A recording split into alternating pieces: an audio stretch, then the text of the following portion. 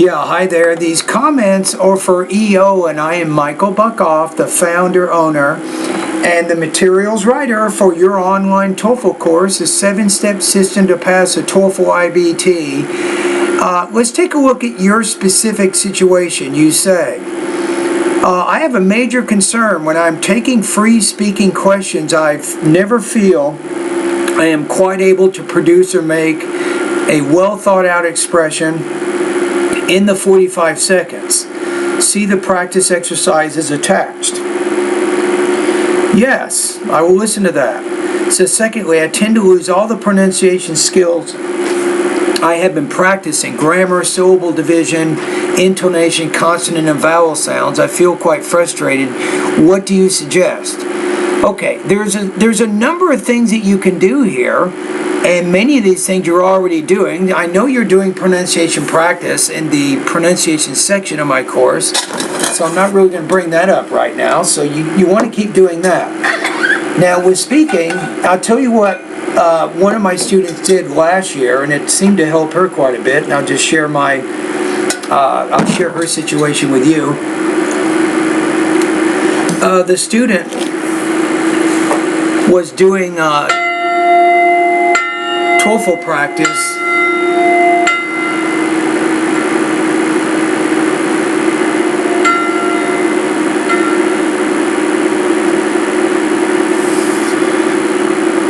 Okay, so the student was doing pronunciation and speaking practice, but when she did a speaking practice test, she would write out the whole response, the whole thing, and then practice it several times. So she was making sure that the grammar was good, the vocabulary was good, it was very well thought out.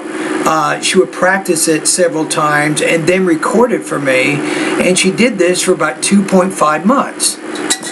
Now eventually she took the TOEFL exam and got a score 28 on the speaking. So what does that tell you?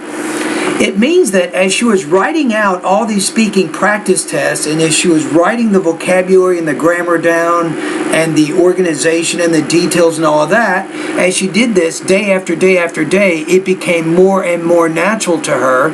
So eventually, when she took the TOEFL exam, she was able to do it without having to go through that long process.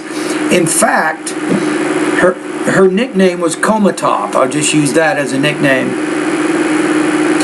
I'm not kidding you. She would spend about 60 minutes just practicing one speaking practice test before she sent it to me to evaluate.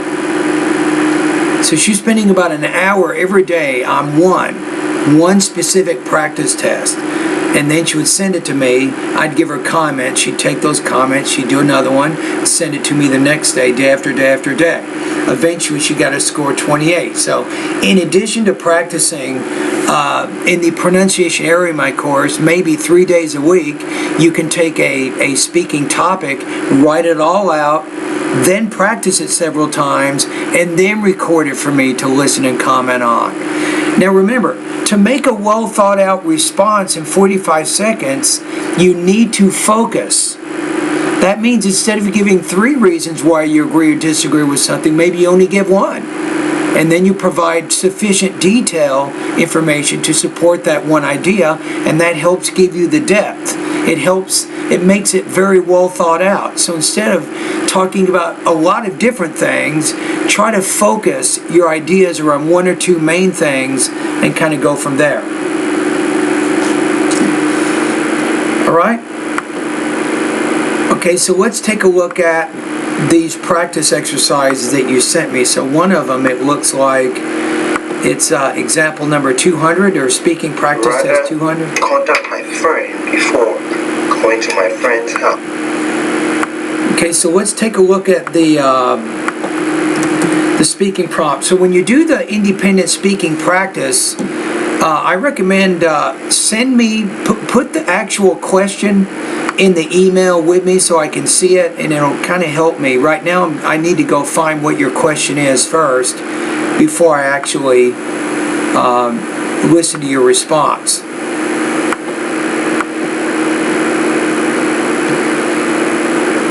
Okay, I'm opening up Microsoft Word right now.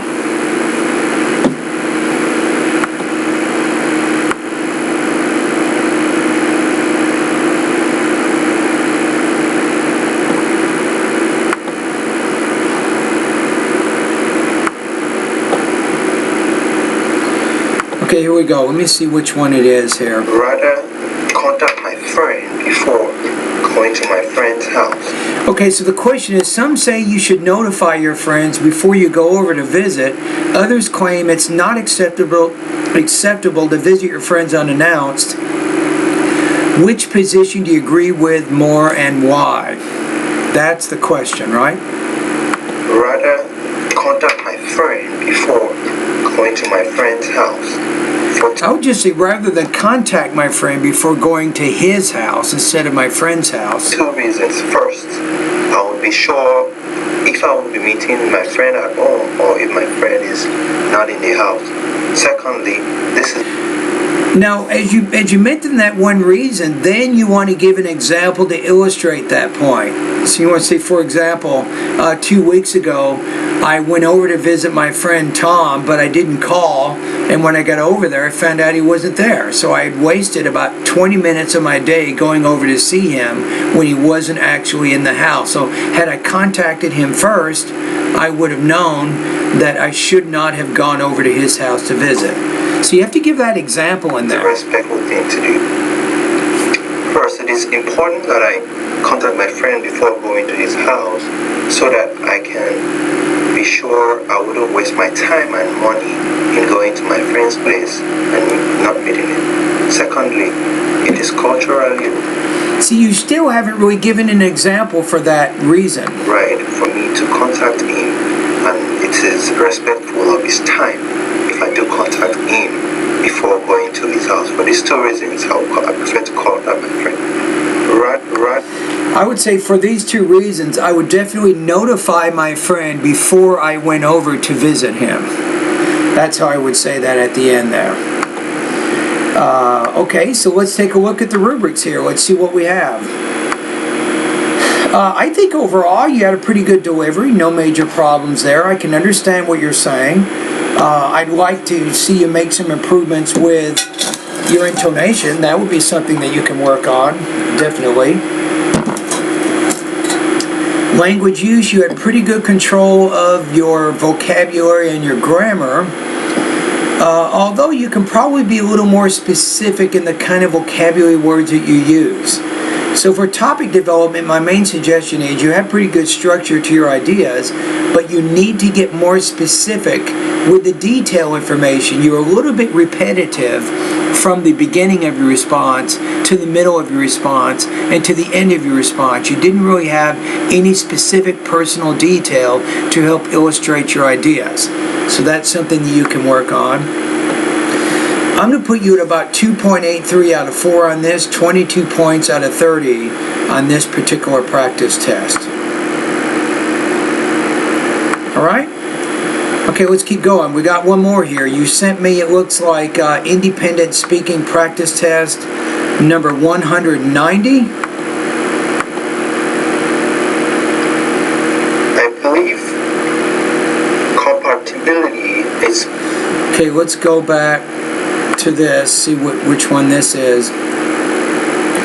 Okay, what do you think is more important in a long-term relationship, sexual attraction or compatibility? Why? Use reasons and examples to support your choice. And check this out. I have been married for 22 years. Maybe 23. Who knows? But compatibility, that would be what I would say. Definitely compatibility. You got to be able to get along, because if you live with somebody more than a year or two, if you cannot get along, that's a major issue. Especially if you have children. That can cause a lot of trouble.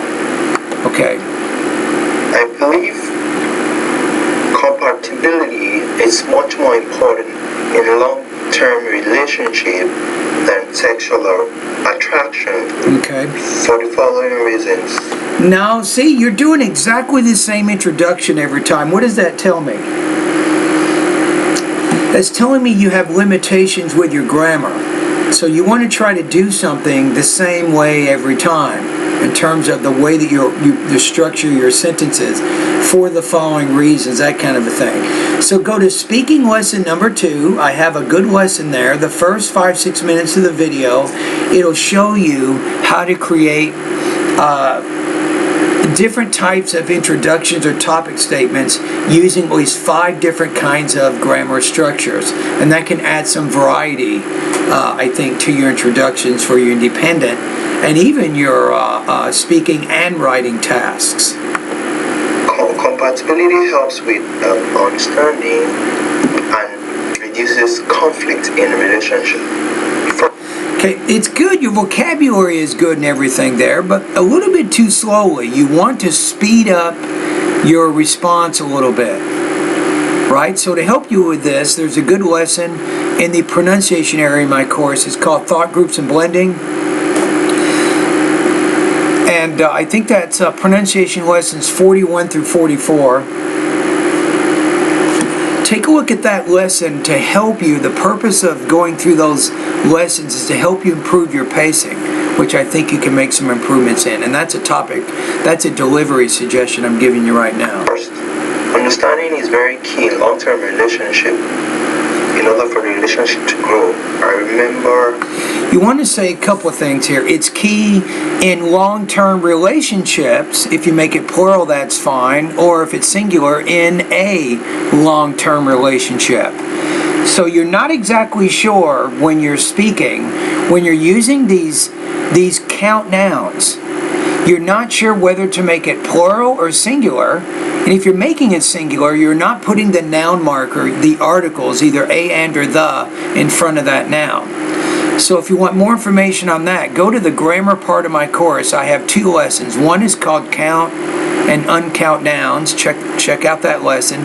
The other one is called Articles. The other lesson is called Articles, a, and the. You need to develop better control over using those words as they introduce singular and plural count nouns and even uncount nouns. When I was in a relationship with someone that we never understood each other, we fought every time. We didn't understand each other, and this was a problem. So maybe when you say we didn't understand, say therefore we didn't understand each other because we're always fighting and we weren't able to work out our differences in a civil manner. Compatibility helps with less conflict. So compatibility, you might say, fosters fewer conflicts in relationships, if you want to say it kind of like that.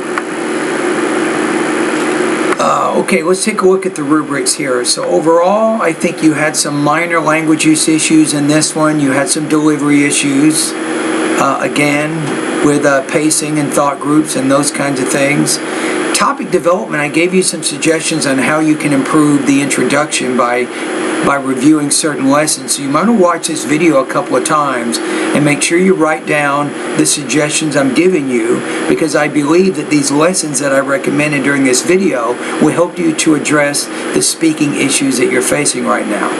Now, having said all that, your score here, I'm going to put you at about 2.83 out of 4, 22 points out of 30 on this. I think it's a fairly good response, but you still need to make some improvements if you want to score higher.